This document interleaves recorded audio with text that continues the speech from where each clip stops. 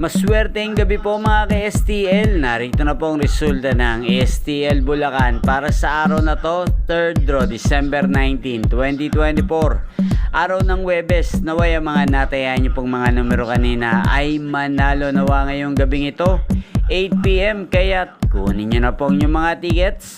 Narito na po ang resulta. Ang mga numerong nanalo sa STL Bulacan ngayong gabing ito, December 19, 2024, 8 PM. Third draw result, 34 at 18 in exact order.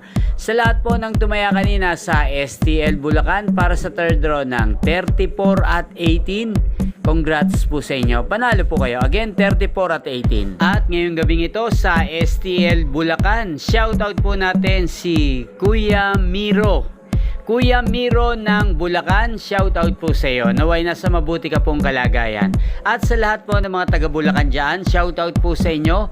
Lalong-lalo na po sa aking mga subscribers na walang sawang nanonood ng aking mga videos araw-araw. Shoutout po sa inyo.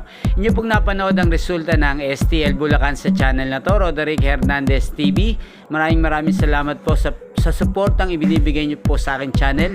Magkita-kita pong muli tayo bukas ng alas 11 ng umaga. Thank you for watching.